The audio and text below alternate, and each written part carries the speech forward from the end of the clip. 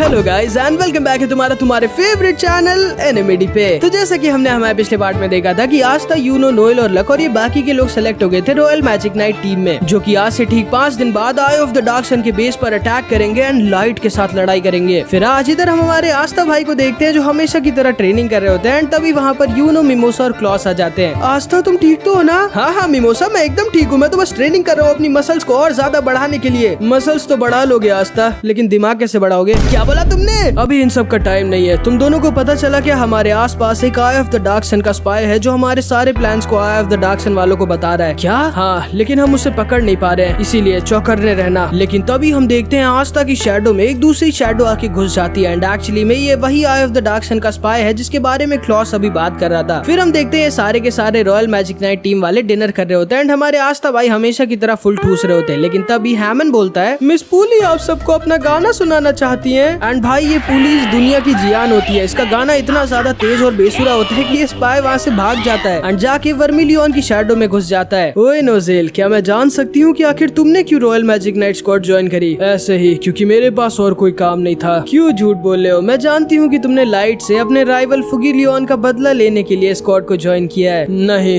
ऐसा बिल्कुल भी नहीं है। वैसे क्या मैं जान सकता हूँ कि हम 5 दिन बाद क्यों अटैक करने वाले हैं? किसने कहा कि हम 5 दिन बाद अटैक करने वाले हैं? वो तो मैंने हमारे एनिमे स्पाई को बेवकूफ बनाने के लिए कहा था ताकि वो आई ऑफ द डार्क सन वालों को बोल दे कि हम उन पे 5 दिन बाद अटैक करने वाले हैं ताकि हम उन पर एक सरप्राइज अटैक कर सके। वैसे अभी तक तो तुमने तुम्हारा काम कर दिया होगा ना स्पाई? एंड तब ये स्पाई एकदम शॉक्ड रह जाता है और डर के मारे भागने लगता है। लेकिन नोजेल और वर्मिलियन के रहते ये कहाँ ही भाग सकता था। ध्यान से देखो तुम सारे लोग, यही है वो स्पाई जो हमारी इन्फॉर्मेशन को आई ऑफ द डार्क सन वालों को बता रहा था। लेकिन हमने इसको उल्टा यूज करके आई ऑफ द डार्क सन वालों को यकीन दिला दिया है कि हम उन पे 5 दिन बाद अटैक करेंगे ताकि हम उनके ऊपर अचानक से एक सरप्राइज अटैक कर सके। इसीलिए अच्छे से सो जाओ तुम लोग, हम लोग कल सुबह सूरज निकलने से पहले उनके ऊपर अटैक करेंगे। क्या क्या क्या? आस्था और यूनो तैयार होते हैं एक बहुत ही बड़ी बैटल लड़ने के लिए। अगली सुबह हम देखते हैं ये सारे लोग कॉब के टेलीपोर्टेशन मैजिक की मदद से ग्रेविटो सिटी में आई ऑफ द डार्क सन के बेस के पास पहुंच जाते हैं। सायरन मैप बनाओ। एंड तभी सायरन अपने मैजिक से इन आई ऑफ द डार्क सन वालों के पूरे बेस का लेआउट बना देता है। बीचों बीच देखो, इतनी ज्यादा मैजिकल पावर, लाइट जरूर से यहीं पर है। ध्यान से सुनो तुम लोग, हम लोग 4-4 की टीम में बट के इनके ऊपर अलग अलग जगह से अटैक करेंगे। क्या? मैं बस इस मच्छर की टीम में नहीं जाना चाहता। फिर तो तुम्हें अकेले ही लड़ना पड़ेगा क्योंकि कोई और तुम्हारी टीम में नहीं जाना चाहता। क्या बोला तुमने? तुम दोनों मेरी टीम में रहोगे। मेरे पास आपके लिए गिफ्ट है लेडी कैप्टन। एंड तभी जोरा इसके ऊपर इसका बदबूदार कीड़ा फेंक देता है, लेकिन वर्मिलियन इसके कीड़े को पकड़ के इसी को उल्टा खिला देती है। फिर कैप्टन वर्मिलियन सबको 4-4 की टीम में बांट देती है। कॉब तुम यहीं पे रहना और देखना यहाँ से कोई भाग ना पाए। Okay madam. और तुम सब तैयार तो हो ना अटैक करने के लिए? कोई प्लान नहीं है क्या लेडी कैप्टन? है ना, छोड़ना मत किसी को। एंड फिर ये सारे के सारे लोग आई ऑफ द डार्क सन के बेस पर अटैक कर देते हैं जिसमें बहुत सारे आई ऑफ द डार्क सन के सोल्जर्स थे। एंड फिर इधर हम इस आई ऑफ द डार्क सन के सोल्जर को देखते हैं जो एक लड़की को टॉर्चर कर रहा होता है। लेकिन तभी लक अंदर आ जाता है और इसकी बैंड बजा देता है। फिर इधर हम वर्मिलियन और नोजेल को देखते हैं जो दोनों के दोनों यहाँ पे सिर्फ एक ही काम के लिए आए होते हैं, लाइट से कैप्टन फुगिलियन का बदला लेना। बाप रे, कितनी स्ट्रॉन्ग है ये। एंड फिर इधर हम ब्लैक बुल्स के बेस पे देखते हैं जहाँ पे कैप्टन यामी को कैप्टन विलियम्स लांग्रिस की गलती के लिए माफी मांगने के लिए बुलाते हैं। एक मिनट, इसे मुझसे माफी मांगनी है तो इसे मेरे पास आना चाहिए ना, मुझे क्यों अपने पास बुला रहा है? एंड फिर हम देखते हैं चार्मी भी किसी होटल में खाना खाने के लिए, मैग्मा ट्रेनिंग करने के लिए और वेनेसा फिनरल से मिलने के लिए चले जाते हैं। मेरे बेस का ध्यान देना तुम लोग। एंड फिर इनके बेस में सिर्फ गॉच, ग्रे और गॉर्डन रह जाते हैं। बाप रे, कैसे पागलों के बीच फंस गया हूँ मैं। एक शर्म के मारे कुछ बोलती नहीं और दूसरा इतना धीरे बोलता है कि कुछ सुनाई नहीं देता। एंड तभी ग्रे गॉच की डॉल की तरफ पॉइंट करती है और उससे पूछने लगती है कि ये क्या है? ये मेरी प्यारी छोटी बहन मैरी की डॉल है। एंड तभी गॉर्डन भी अपनी सारी की सारी ब्लैक बुल्स वालों की डॉल दिखाता है एंड ये असल में सबसे दोस्ती करना चाहता है, लेकिन क्योंकि ये इतना धीरे बोलता है और थोड़ा सा डरावना दिखता है इसीलिए उल्टा ये सबको डरा देता है। ओए तुम, अगर तुम सबसे दोस्ती करना चाहते हो तो तुम्हें सबसे बात करना होगा। अबे थोड़ा तो दम लगा के बोलो। अच्छा ठीक है, रहने दो। तुम सिर्फ एक प्यारी सी स्माइल करके सबको दिखाओ। प्यारी बोला था, डरावनी नहीं। लेकिन तभी अचानक से हम देखते हैं इनके बेस के ऊपर ढेर सारे ज़ॉम्बीज अटैक कर देते हैं। ये क्या? असल में इनके बेस के ऊपर आई ऑफ द डार्क सन के इन तीनों मेंबर डेड, शैली और ऑबिटो ने अटैक कर दिया होता है। क्या यार, रास्ता तो है नहीं, मुझे मजा नहीं आने वाली। शैली, हमारे मिशन को मत भूलो और तुम तबाह कर दो इनके बेस को डेड। लेकिन तभी गॉच अपने मिरर मैजिक से इनके सारे के सारे ज़ॉम्बीज को एक बार में खत्म कर देता है। एंड ये तीनों के तीनों बहुत गुस्सा होते हैं क्योंकि इन लोगों ने इनके बेस पर अटैक कर दिया होता है। तुम लोग तो आई ऑफ द डार्क सन के मेंबर्स हो ना, क्यों आए हो यहाँ पर? पिटने के लिए? नहीं, हमें मिशन मिला है तुम्हारे बेस पर अटैक करके यहाँ से एक चीज लेके जाने के लिए। लेकिन तब जब यहाँ पर तुम्हारा कैप्टन ना हो, हम तीनों को हल्के में मत लो दोस्त। Mirror magic. एंड तभी गॉच अपने मिरर मैजिक से इन सब के ऊपर अटैक कर देता है। लेकिन शैली तभी अपने सैलेमेंडर मैजिक का यूज करती है और इसके अटैक को डिफ्लेक्ट कर देती है। ओ, तुम तो गॉच हो ना? बॉस ने हमें ऑर्डर दिया है कि हमें तुम्हें नहीं मारना है। हाँ, ये क्यों? अच्छा हाँ, याद आया, इसके बॉस ने तो मुझसे भी कहा था मैं तुम्हें कभी नहीं मार सकता मेरे दोस्त, मुझे माफ करना। ओए, जाके अपने बॉस से कह देना मैं उससे दोस्ती वोस्ती नहीं करने वाला। एंड तो भी हम देखते हैं शैली एक ज़ॉम्बी के ऊपर अपना डार्क आइटम यूज करती है और ये ज़ॉम्बी बहुत ही ज्यादा स्ट्रॉन्ग हो जाता है। लेकिन तभी गॉर्डन अपना पॉइजन फॉक्स मैजिक यूज करता है एंड इसके पास बहुत ही खतरनाक पॉइजन मैजिक होता है जिससे ज़ॉम्बी को आसानी से खत्म कर देता है। लेकिन तभी शैली अपने सैलेमेंडर से इनके ऊपर अटैक कर देती है। लेकिन इसके सैलेमेंडर के ऊपर गॉर्डन और फिनरल के मैजिक का तो असर होगा नहीं, तो इसीलिए ग्रे तभी अपना न्यू मैजिक स्पेल यूज करती है जिससे किसी के मैजिक को दूसरे मैजिक में कन्वर्ट कर सकती है। एंड ये अपने मैजिक से शैली के जेल सैलेमेंडर को क्रिस्टल सैलेमेंडर बना देती है जिससे फिर फिनरल आसानी से अपने मैजिक से तोड़ देता है। हाँ, तुम्हारा मैजिक तो कमाल है।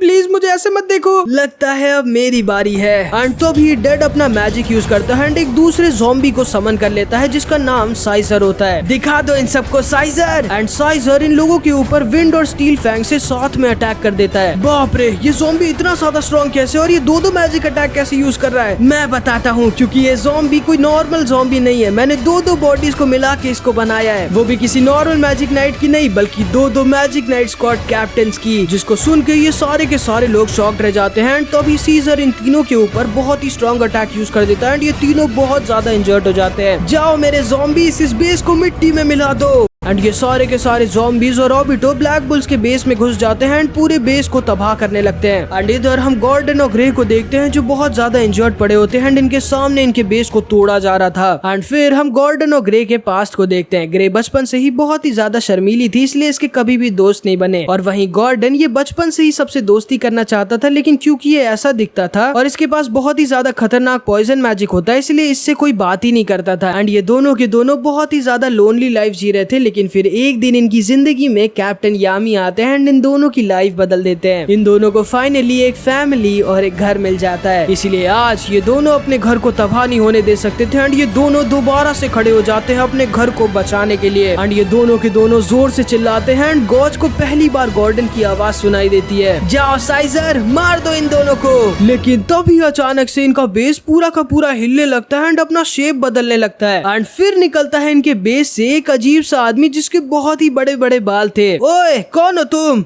हाँ, मेरा नाम है। अबे कितना धीरे बोलता है ये। मुझे कोई फर्क नहीं पड़ता तुम कौन हो, साइजर। एंड साइजर इसके ऊपर अटैक कर देता है, लेकिन ये आदमी अपने कमरे को साइड करके इसके अटैक से बच जाता है। अबे ये तुमने कैसे किया? कौन हो तुम? हाँ, मेरा नाम है। अबे थोड़ा तो जल्दी बोल ले, सीधे सीधे नाम बोल ला अपना। एंड तभी इसके बालों से चिड़िया निकल आती हैं। कैसा आदमी है ये? एंड तभी गॉच को याद आता है कि चार्मी और वेनेसा ने कई बार किसी को हमारे बेस में घूमते हुए देखा था। एंड तभी हम देखते हैं साइजर इन तीनों के ऊपर अटैक कर देता है, लेकिन तभी ये आदमी अपना मैजिक यूज करता है और इनके बेस के कुछ कमरों को मिला के एक पंच बना देता है एंड साइजर के अटैक को रोक देता है। बाप रे, ये कैसा मैजिक है इसके पास, ये तो पूरा का पूरा बेस कंट्रोल कर सकता है। एक मिनट, कहीं यही तो नहीं जो हमारे बेस के लेआउट को हमेशा बदलता रहता है? एंड तभी ये इन तीनों को इनके नाम से बुलाता है एंड ये तीनों के तीनों शॉक्ड रह जाते हैं। आखिर तुम हमें कैसे जानते हो? एंड फिर ये सबको अपनी स्टोरी बताता है। एंड असल में बहुत सालों पहले इसके ऊपर एक कर्स आ गया था। इसके अंदर की मैजिकल पावर अपने आप खत्म हो रही थी एंड ये धीरे धीरे मर रहा था एंड इसके पास ज्यादा टाइम नहीं बचा था एंड जिंदा रहने के लिए इसको दूसरों की मैजिकल पावर को एब्जॉर्ब करने की जरूरत थी। लेकिन कोई भी इसके पास आना ही नहीं चाहता था क्योंकि इसकी बॉडी लोगों से बहुत ज्यादा मैजिकल पावर एब्जॉर्ब करती करती थी एंड इसीलिए इसके मम्मी पापा तक इसे इसकी बीमारी की वजह से छोड़कर चले गए थे एंड ये इस कैसल में अकेले लेटकर बस मरने का इंतजार कर रहा था। लेकिन फिर एक दिन अचानक से कैप्टन यामी इसके पास आ जाते हैं। ओए, मुझे कई लोगों ने मना किया कि मैं इस कैसल में ना हूँ क्योंकि कोई बीमार बच्चा मेरी सारी की सारी मैजिकल पावर को चूस लेगा। हाँ, सही कहा था उन्होंने। तो तुम ही हो जिसको जिंदा रहने के लिए दूसरों की मैजिकल पावर को एब्जॉर्ब करने की जरूरत है।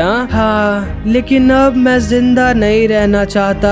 पागल हो क्या? तुम्हें कभी भी गिव अप नहीं करना चाहिए। ध्यान से सुनो, मैं अभी एक मैजिक नाइट स्क्वाड का कैप्टन बना और मैं हमारी स्क्वाड के लिए एक नया बेस ढूंढ रहा हूँ। तुम अगर मुझे और मेरी स्क्वाड को यहाँ तुम्हारे घर में रहने की परमिशन दो तो तुम हम लोगों से थोड़ा थोड़ा मैजिक ले सकते हो। सच में? एंड इसी तरह से यामी सर को ये अपना ये वाला बेस मिला था जिसमें ये सारे के सारे लोग मजे से रहते हैं। ये आदमी थोड़ा थोड़ा मैजिक इन सब से एब्जॉर्ब करता रहता है और जिंदा रहता है, लेकिन ये ज्यादा किसी के पास नहीं जाता क्योंकि ये बहुत ज्यादा मैजिक एब्जॉर्ब कर लेगा एंड इसीलिए ये सबसे छुप के रहता है। बहुत अच्छे, ये लो, आज से तुम भी मेरी स्क्वाड के मेंबर हो। एंड ये आदमी ब्लैक बुल स्क्वाड का पहला मेंबर था एंड इन सबको ये पता ही नहीं था। तुम सब भले ही मुझे नहीं जानते लेकिन मैं तुम सब की वजह से ही जिंदा हूँ। तुम लोगों को मैं कुछ भी नहीं होने दूंगा क्योंकि तुम लोग मेरे दोस्त हो और मेरा नाम है हेनरी। साइजर, तबाह कर दो इसको और इसके घर को। एंड इधर हम ओबिटो को देखते हैं जो नेरो के घोंसले के पास आ जाता है जहाँ पर ये मैजिक स्टोन रखा हुआ था, जो कि तुम्हें याद होगा हमारे पार्ट 3 में जब आस्था भाई ने आइस को हराया था तब नेरो ने इस मैजिक स्टोन को उठा लिया था। एंड असल में ये तीनों यहाँ इसी मैजिक स्टोन को ही लेने आए थे। एंड फिर इधर हम देखते हैं हेनरी ने अपने मैजिक से इस पूरे के पूरे ब्लैक बुल बेस को एक ट्रांसफॉर्मर बना दिया होता है। भाई, आखिर इसके पास इतनी ज्यादा मैजिकल पावर कैसे है कि इतने बड़े बेस को हिला पा रहा है? ये तुम लोगों की ही मैजिकल पावर है जो मैं इतने टाइम से कलेक्ट कर रहा था और अब मैं अपनी सारी मैजिकल पावर यूज करूंगा ताकि तुम लोगों को कोई हाथ भी ना लगा पाए। एंड हेनरी अपनी ब्लैक बुल्स की रोब भी पहन लेता है एंड तैयार हो जाता है लड़ने के लिए। साइजर, अटैक करो! लेकिन हेनरी अपने एक ही पंच से साइजर की बैंड बजा देता है। ये क्या? एंड भाई, ये हेनरी बहुत ही ज्यादा स्ट्रॉन्ग होता है। एंड तभी शैली एक बहुत ही रेयर डार्क मैजिक आइटम का यूज करती है एंड कुछ ही मिनट के लिए सही, लेकिन इसके पास हद से ज्यादा मैजिकल पावर आ जाती है एंड ये एक बहुत ही बड़ा मैजिक सेलेमेंडर बना देती है एंड हेनरी और इसके बीच लड़ाई स्टार्ट हो जाती है। लेकिन तभी ये एक और रेयर डार्क आइटम का यूज करती है एंड इसके सेलेमेंडर को एक स्लाइम बना देती है जिसमें हेनरी पूरी की पूरी तरह से फंस जाता है। ग्रे, फिर से अपने मैजिक कन्वर्सन यूज करो। लेकिन मेरे पास इतना मैजिक नहीं है। एंड तभी गॉच अपना deadly clone mirror magic use करता है और ग्रे के ढेर सारे क्लोन्स बना देता है जिससे इसने आस्था के बनाए थे। एंड ये सारे के सारे ग्रे के क्लोन्स अपना मैजिक कन्वर्सन यूज करते हैं एंड इतने बड़े जेल सेलेमेंडर को प्लांट सेलेमेंडर में कन्वर्ट कर देते हैं। गॉर्डन! एंड तभी गॉर्डन अपना खतरनाक पॉइजन मैजिक यूज करता है एंड इसके पूरे के पूरे सेलेमेंडर को सड़ा देता है। साइजर, क्या कर रहे हो तुम? एंड साइजर फिर से लोगों के ऊपर अटैक कर देता है, लेकिन तभी हेनरी अपना ड्रिल पंच का यूज करता है एंड साइजर को पूरी तरह से तबाह कर देता है एंड ये तीनों इन दोनों को मिलकर हरा देते हैं। लेकिन तभी वहाँ पर ओबिटो आ जाता है। चलो, हमारा काम पूरा हो गया। पागल हो क्या? हमने अभी इन दोनों को मारा नहीं है। चुप रहो, पिछली बार वाली गलती मत करो और चलो चुपचाप। एंड ये लोग उस मैजिक स्टोन को लेके वहाँ से निकल जाते हैं। ये हम जीत गए। हाँ, वो तो ठीक है। ओए हेनरी,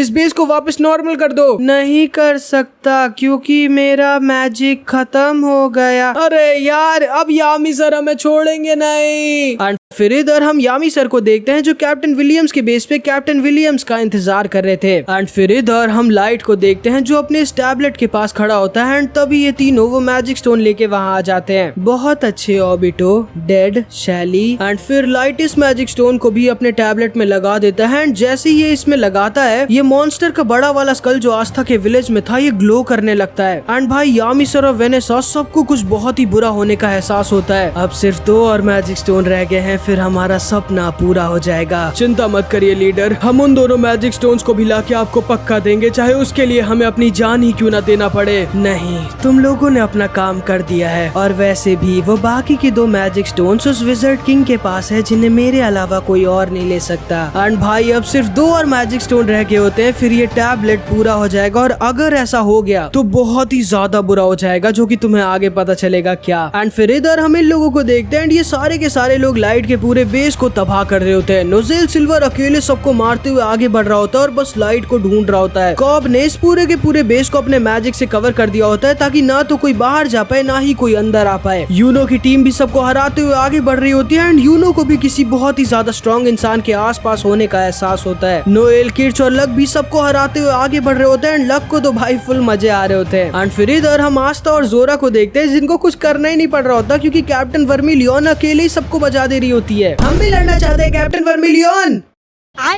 अबे मैं दो कैसे बन गया? तुम क्लोन मैजिक भी यूज कर सकते हो क्या? नहीं, मेरे पास तो मैजिक ही नहीं है, ये कोई बहरूपिया है। हाँ, तुम दोनों के पास ही बिल्कुल मैजिक नहीं है। आखिर कैसे पता चलेगा कि असली कौन है और नकली कौन? मैं असली हूँ। अबे मेरी कॉपी क्यों कर रहा है? तू मेरी कॉपी कर रहा है। अच्छा 2+2 बता 32। इसे कैसे पता? लेकिन तभी कैप्टन वर्मिलियन अपना फायर अटैक इन दोनों के ऊपर यूज कर देती है जिसे असली आस्था अपने एंटी मैजिक स्वॉर्ड से काट देता है। मुझे मारना चाहती है क्या? मैं जिस आस्था को लाई थी वो इतना वीक नहीं था कि वो मेरी इन फ्लेम से मारा जाए। इसका मतलब है कि तुम असली हो। बाप रे, तुम तो बहुत ही ज्यादा खतरनाक हो यार। एंड फिर हम राया को देखते हैं, आई ऑफ द डार्क सन के द थर्ड आई के one of the strongest member को, जो लोगों की ग्रिम वॉर को टच करके कभी भी उनके मैजिक को यूज कर सकता है। हाँ, तो तुम हो थोड़े बहुत स्ट्रॉन्ग। अच्छा है, मैं वैसे भी थोड़ा बोर हो रही थी। कैप्टन वर्मिलियन, इसको हल्के में मत लीजिए, ये बहुत ज्यादा स्ट्रॉन्ग है। सही कहा तुमने बच्चे।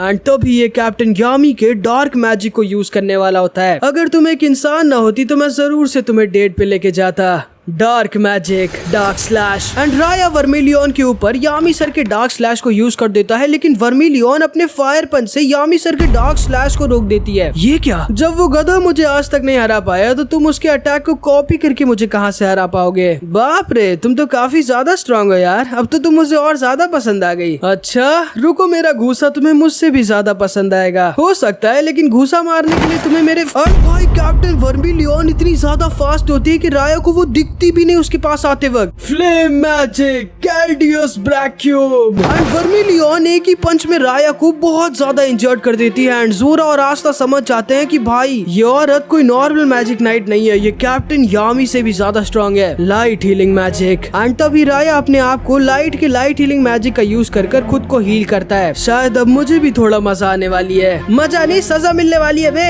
एंड तभी वर्मिलियन आस्था को पीछे फेंक देती है। तुम दोनों वहाँ पीछे ही रहना, ये मेरा शिकार है। वो तो अभी पता चल जाएगा कौन किसका शिकार है। Light magic, light arrows. And Raya vermilion के ऊपर लाइट के सुपर फास्ट लाइट एरो से अटैक करता है, लेकिन वर्मिलियन आसानी से इसके सारे अटैक्स को रोक रही होती है। बाप रे, ये तो यामी सर से भी ज्यादा फास्ट है। इतनी ताकत है क्या तुम में? अगला अटैक। कौन है ये औरत? एंड तो भी वर्मिलियन इसके सामने से गायब हो जाती है एंड राया को अपने फायर पंच से मारने वाली होती है, जिससे राया ऑस्कर का इनविजिबल मैजिक यूज कर बचता है। Water magic, water snake, fire punch.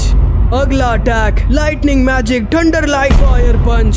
अगला अटैक। ये क्या, लाइटनिंग और वाटर अटैक दोनों इसके ऊपर काम नहीं कर रहे? ठीक है, fire salamander magic, dragon rage, flame magic, fire rage. अगला attack, wind magic, wind tornado, fire punch. अगला अटैक। बाप रे, कितने मैजिक यूज कर सकता है ये, जितने भी आज तक इसने कॉपी किए हैं। लेकिन ये एक बार में सिर्फ एक ही मैजिक अटैक यूज कर सकता है। हाँ, इस औरत पे तो मेरे किसी मैजिक का असर ही नहीं हो रहा, ऊपर से इसके पास इतनी ज्यादा मैजिकल पावर कैसे है? ठीक है, ये लो फिर आइस मैजिक, आइसबर्ग, गैल्डियस ब्रैक्यूम। अगला अटैक। एंड आस्था और जोरा सब एकदम शॉक रह जाते हैं भाई, क्योंकि वर्मिलियन का फायर अटैक इतना ज्यादा स्ट्रांग होता है कि कोई भी अटैक इसके ऊपर असर ही नहीं कर रहा होता। इस औरत ने तो मेरी नाक में दम कर दिया है। ठीक है, एंटी मैजिक स्वॉर्ड। एंड तभी राया आस्था के एंटी मैजिक स्वॉर्ड का यूज करता है, क्योंकि इसने आस्था की भी ग्रिम वॉर को टच कर लिया था। लेकिन वर्मिलियन बिना डरे इसके एंटी मैजिक स्वॉर्ड पे फायर पंच मार देती है एंड इसके एंटी मैजिक स्वॉर्ड को तोड़ देती है। एंड क्योंकि असल में आस्था का मैजिक कोई नॉर्मल मैजिक तो है नहीं, वो मैजिक आस्था के अंदर के डीमन की वजह से आ रहा है, इसलिए राया आस्था के एंटी मैजिक को कॉपी नहीं कर पाता। अब मेरी बारी, माना जोन। एंड माना जोन एक ऐसी मैजिक अटैक होती है जो कि बहुत ही ज्यादा रेयर लोग यूज कर सकते हैं, जिसमें यूजर अपना मैजिक यूज करके अपनी खुद की एक मैजिक की टेरिटरी बना देता है एंड जो भी अपोनेंट उसमें फंस गया उस पे वो कहीं से कोई भी अपना अटैक यूज कर सकता है एंड यूनो भी माना जोन को यूज कर सकता है। एंड ये असल में एक बहुत ही ज्यादा एडवांस लेवल का मैजिक अटैक होता है जो कि बहुत ही ज्यादा कम और बहुत ही ज्यादा स्ट्रॉन्ग लोग यूज कर सकते हैं। एंड कैप्टन वर्मिलियन राया राया को अपने माना जोन में फंसा देती है एंड भाई वर्मिलियन चारों तरफ से अपने कैल्डियस ब्रैक्यूम अटैक से राया के ऊपर अटैक करने लगती है एंड ये आई ऑफ द डार्क सन की one of the strongest third I member राया को एक तरफा हरा रही होती है भाई, मतलब समझ रही है कितनी ज्यादा स्ट्रॉन्ग है। एंड फिर इधर हम हमारे कैप्टन यामी को देखते हैं जो पक गए होते हैं कैप्टन विलियम्स का इंतजार करते करते। यामी सर थोड़ी और चाय पियेंगे? पागल हो क्या, मैं तब से 10 कप चाय पी चुका हूँ। आखिर कहाँ है वेंजेंस? वो मेरी बेइज्जती तो नहीं कर रहा है ना? नहीं नहीं यामी सर, आप जानते हैं हमारे कैप्टन विलियम्स ऐसा नहीं कर सकते, बस थोड़ी देर और वेट करिए, वो आते ही होंगे। हाँ ठीक है, जल्दी बुलाओ उसे। एंड फिर इधर हम हमारे विज़र्ड किंग को देखते हैं जो अपने कैसल के टॉप पर चढ़ के अपने पूरे किंगडम को देख रहे होते हैं। मुझे यकीन है मेरे रॉयल मैजिक नाइट जरूर से इस बैटल को जीतेंगे। एंड तभी हम देखते हैं कोई विज़र्ड किंग के पास आ रहा होता है। काफी देर लगा दी तुमने विलियम्स, कहाँ थे तुम? विज़र्ड किंग, मैं आपसे कुछ बात करना चाहता हूँ। हाँ हाँ विलियम्स बोलो। मैं आपके एहसान को कभी अपने ऊपर से नहीं उतार सकता। मेरे इस कर्ज की वजह से मुझसे हर कोई नफरत करता था, लेकिन आपने मुझे एक्सेप्ट किया, आपने मुझे मेरी पहचान दी और आपने मेरी जिंदगी बदल दी। अरे आखिर बात क्या है विलियम्स, इतनी तारीफ क्यों कर रहे हो तुम मेरी? लॉर्ड जूलियस, मैं हमेशा आपका आभारी रहूंगा। इस दुनिया में कोई और ऐसा नहीं है जिसकी मैं आपकी जितनी रिस्पेक्ट करता हूँ, लेकिन एक इंसान जो मेरे अंदर है ये मेरे लिए आपके जितना ही जरूरी है। ये मेरा दोस्त जो मेरे अंदर है ये मेरे साथ आपके मिलने से भी पहले से मेरे साथ था, और क्योंकि आप दोनों ही मेरे लिए एक बराबर हैं इसीलिए मैं आप दोनों में से किसी एक को नहीं चुन पा रहा। एंड ये सुन के विज़र्ड किंग को थोड़ा सा अजीब लगता है, इसीलिए मैं डिसीजन आप दोनों के ऊपर ही छोड़ता हूँ। हो सके तो मुझे माफ कर दीजिएगा विज़र्ड किंग। एंड तभी विलियम्स के ऊपर से उसका स्कार गायब होने लगता है एंड विज़र्ड किंग एकदम शॉक्ड रह जाते हैं क्योंकि इनके सामने खड़ा होता है आई ऑफ द डार्क सन का लीडर लाइट। मतलब विलियम्स ही वो ट्रेटर था जिसको विज़र्ड किंग इतने टाइम से ढूंढ रहे थे। ओह, तो तुम दोनों एक ही थे, शायद इसीलिए फुगिलियन तुमसे ढंग से लड़ नहीं पाया और यामी को भी तुम पर शक था। आखिर किसने सोचा था कि एक ही बॉडी में दो आत्माएं रह सकती हैं? एंड असल में कैप्टन विलियम्स की बॉडी में लाइट की भी सोल रहती है, मतलब दो आत्माएं एक ही शरीर में। विज़र्ड किंग जूलियस, तुम जानते हो ना मैं यहाँ क्यों आया हूँ? तुम वो मैजिक स्टोन्स लेने आए हो जिनको अगर तुमने उस टैबलेट में लगा दिया तो तुम लोग अपने ओरिजिनल फॉर्म में आ जाओगे और सारे इंसानों को खत्म कर दोगे। सही कहा विलियम्स, मैं जानता हूँ कि तुम मुझे सुन सकते हो। तुम चाहते तो मुझे कब का धोखा दे सकते थे, लेकिन तुमने ऐसा नहीं किया। तुमने आखिर तक मेरा साथ नहीं छोड़ा, लेकिन तुम अपने दोस्त को भी धोखा नहीं देना चाहते थे और इसीलिए तुमने ये डिसीजन लिया। यही प्रूफ करता है कि तुम कितने ज्यादा काइंड हो विलियम्स। मेरे दिल में तुम्हारे लिए रिस्पेक्ट और ज्यादा बढ़ गई। तुम भी एक अच्छे इंसान हो विज़र्ड किंग, लेकिन तुम्हें हमारे सपने के लिए मरना होगा। लाइट मैजिक, लाइट एरोस, माना जोन, क्रोनोस्टैटिस एंड विज़र्ड किंग आसानी से इसके सारे के सारे लाइट एरोस को रोक रहे होते हैं। मैं इसके मैजिक के बारे में जानता हूँ। इस आदमी के पास टाइम मैजिक है जिससे ये टाइम की स्पीड को कंट्रोल कर सकता है, लेकिन तब जब कोई इसकी टाइम बॉल के अंदर हो, ये खुद के टाइम को हद से ज्यादा फास्ट करके मेरे बराबर स्पीड में ट्रैवल कर सकता है। और अगर मैं इसके टाइम बॉल में फंस गया तो या तो ये मेरा टाइम फ्रीज करके मुझे फंसा देगा या फिर मेरे टाइम को हद से ज्यादा फास्ट करके मुझे खत्म कर देगा। मैंने अगर एक भी छोटी सी गलती की तो मेरी हार पक्की है, लेकिन आज मैं नहीं हार सकता। Light magic, light whip and light wizard king के ऊपर अपने सुपर फास्ट लाइट विप और लाइट एरोस से साथ में अटैक करने लगता है जो किसी को दिखते तक नहीं आते वक्त, लेकिन सामने तो विज़र्ड किंग है, वो आसानी से इसके सारे अटैक्स को बस डॉज कर रहे होते हैं। एंड तभी विज़र्ड किंग लाइट के ऊपर अपने टाइम बॉम्ब्स का यूज करते हैं जिनसे लाइट किसी तरह बचता है। आखिर ये मेरे सारे अटैक्स को इतनी आसानी से कैसे डॉज कर रहा है? ओह, अब मैं समझा। तो ये आदमी थोड़ी देर के लिए ही सही लेकिन फ्यूचर में देख सकता है। मतलब समझ रहे हो, विज़र्ड किंग अपने मैजिक से बहुत कम टाइम के लिए सही लेकिन फ्यूचर में देख सकते हैं और किसी भी अटैक को प्रेडिक्ट कर सकते हैं कि वो कब कहां से आएगा और कितनी तेज आएगा। तो ये बात है, माना कि तुम फ्यूचर में देख सकते हो लेकिन तुम इतना तेज रिएक्ट नहीं कर सकते। एंड तभी लाइट विज़र्ड किंग के पीछे टेलीपोर्ट हो जाता है और लाइट की स्पीड से विज़र्ड किंग के ऊपर अपनी स्वॉर्ड से अटैक कर देता है एंड विज़र्ड किंग को इंजर्ड कर देता है।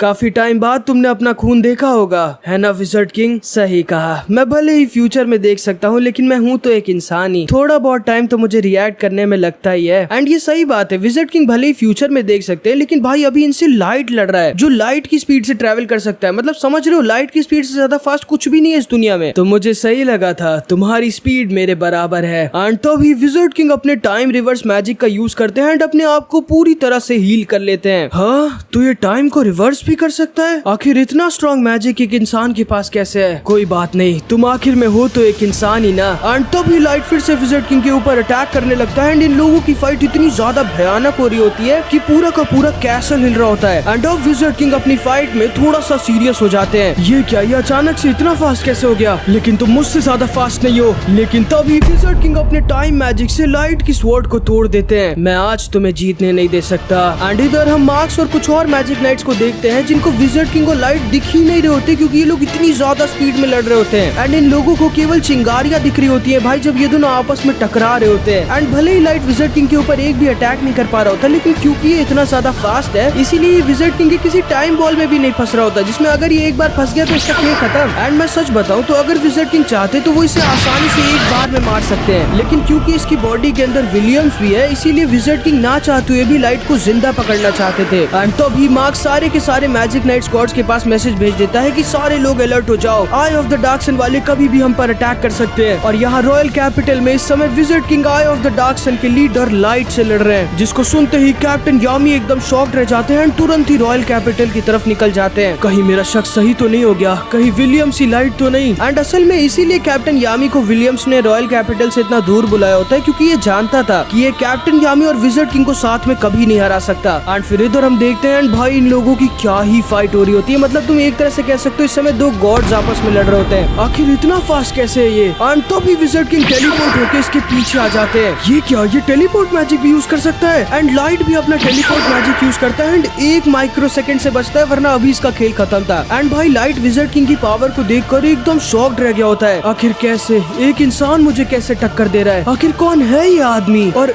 एक मिनट, इसकी ग्रिमवॉर कहाँ है? ओह, तो तुम मेरी ग्रिमवॉर के बारे में जानना चाहते हो? हाँ, इसने फिर से फ्यूचर देखा। वहाँ ऊपर देखो। एंड तो भी लाइट विज़र्ड किंग की ग्रिमवॉर को देखता है एंड भाई इसकी फट जाती है। विज़र्ड किंग की ग्रिमवॉर एक बिल्डिंग से भी बड़ी होती है जिसमें कोई कवर ही नहीं होता। एंड विज़र्ड किंग की ग्रिमवॉर को देख के लाइट की बोलती बंद हो जाती है। तुम मुझे नहीं हरा सकते लाइट। ये आदमी, क्या मैं सच में इससे नहीं जीत सकता? एक मिनट, अब मैं समझा। मैं उस टैबलेट की मदद से दोबारा से अपने परिवार को जिंदा करना चाहता हूँ, जो कि प्रकृति के नियमों के खिलाफ है। शायद इसीलिए ईश्वर ने इसे बनाया ही मुझे रोकने के लिए है।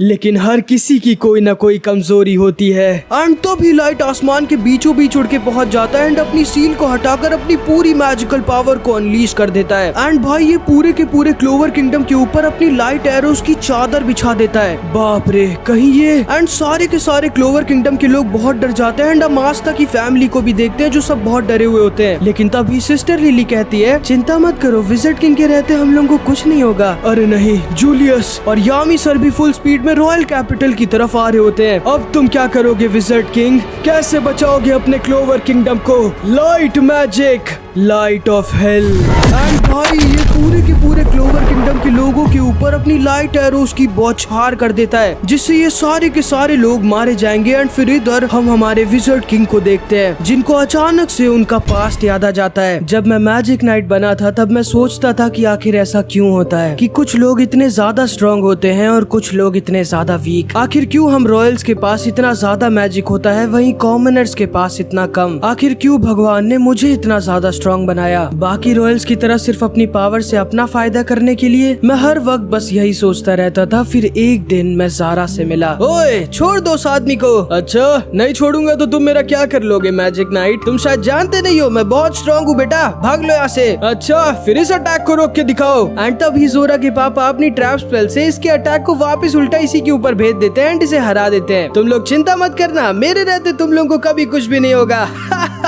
वो इतना ज्यादा स्ट्रॉन्ग नहीं था, लेकिन वो फिर भी बिना अपनी जान की चिंता किए लोगों को बचाने के लिए कूद जाता था। वाह यार, तुम्हारा टाइम मैजिक तो कमाल है जूलियस। लाओ मैं तुम्हें भी हील कर दूं। नहीं नहीं, ये चोटें मुझे याद दिलाती हैं कि मुझे किसी और को चोट नहीं लगने देना है। ज़ारा से अच्छा मैजिक नाइट मैंने आज तक नहीं देखा था और हम दोनों काफी अच्छे दोस्त बन गए। लेकिन फिर एक दिन वो मारा गया और मुझे पता चला कि उसे उसके खुद के टीममेट्स ने जलन के मारे मारा था क्योंकि वो एक कॉमनर था। फिर उसी दिन मुझे मेरे क्वेश्चंस का आंसर मिल गया था। मैं समझ गया था कि भगवान ने मुझे इतना ज्यादा स्ट्रॉन्ग क्यों बनाया है। बाकियों की तरह अपना फायदा करने के लिए नहीं, बल्कि इस दुनिया को बदलने के लिए, कॉमनर्स और रॉयल्स के बीच की दूरियों को मिटाने के लिए, और सबसे जरूरी अपने से वीक लोगों को बचाने के लिए। और इसीलिए तो मैं बना था द विज़र्ड किंग। एंड तभी विज़र्ड किंग अपना स्ट्रॉन्गेस्ट स्पेल यूज करते हैं एंड पूरे के पूरे क्लोवर किंगडम को अपने माना जोन में घेर लेते हैं। एंड भाई अपनी मैजिकल पावर का यूज करके विज़र्ड किंग पूरे के पूरे क्लोवर किंगडम के टाइम को ही रिवर्स कर देते हैं। मतलब समझ रहे हो विज़र्ड किंग ने अभी कितनी ज्यादा स्ट्रॉन्ग स्पेल यूज करी है, मतलब पूरे के पूरे टाइम को ही रिवर्स कर दिया। एंड इस तरह विज़र्ड किंग पूरे क्लोवर किंगडम के सारे लोगों को बचा लेते हैं। लेकिन इस स्पेल की एक बहुत ही बड़ी दिक्कत होती है कि स्पेल को यूज करते वक्त विज़र्ड किंग ना तो हिल सकते थे और ना ही कोई और मैजिक स्पेल यूज कर सकते थे। इसीलिए जैसे ही विज़र्ड किंग ने अपनी स्पेल को एक्टिवेट करा था उसी समय लाइट ने अपनी तलवार को विज़र्ड किंग के सीने में घुसेड़ दिया था। एंड तभी हम देखते हैं यामी सर भी वहाँ पर आ जाते हैं और एकदम शॉक्ड रह जाते हैं। तुम्हारी सिर्फ एक ही कमजोरी थी विज़र्ड किंग, तुम्हारे लोग। एंड विज़र्ड किंग वहीं पर अधमरे होकर गिर जाते हैं एंड ये दोनों मैजिक स्टोन लाइट को मिल जाते हैं। वांजेंस मेरे अंदर सो रहा है यामिसु के हीरो। एंड तभी हम देखते हैं लाइट की सिर्फ एक आंख से आंसू निकलने लगते हैं। अच्छा नहीं, शायद वो सब कुछ देख रहा था। एंड तभी ओबिटो वहाँ पर आ जाता है एंड लाइट ओबिटो के साथ वहाँ से भागने लगता है क्योंकि लाइट ने भी अपनी पूरी मैजिकल पावर यूज कर दी थी। लेकिन यामी सर ऐसा नहीं होने दे सकते थे। Dark magic dimension slash. लेकिन लाइट वहाँ से यामी सर से ओबिटो के साथ बचकर भाग जाता है। एंड यामी सर के सामने पड़े होते हैं हमारे विज़र्ड किंग जिनके पास अब ज्यादा टाइम नहीं बचा होता। एंड यहाँ पर हमारा पार्ट 19 खत्म हो जाता है। आई होप कि तुमको वीडियो अच्छी लगी होगी। एंड मैं बता दे रहा हूँ कि अगला पार्ट भी बहुत ज्यादा मस्त होने वाला है जो कि तब आएगा जब इस वीडियो पे 15,000 कमेंट्स आ जाएंगे। ठीक है, तो कुछ भी कमेंट जरूर से कर देना और माफ कर देना भाई, वीडियो काफी लेट हो गई, फिर से सॉरी। सॉरी भाई, फिर से सॉरी। और ये रहे मेरे कुछ प्यारे प्यारे चैनल मेंबर्स। ऐसी तुमको भी शाउट आउट चाहिए तो तुम मेरी मेंबरशिप खरीद सकते हो। अब मिलते हैं अगली वीडियो में, तब तक के लिए अपना ख्याल रखना। Bye bye.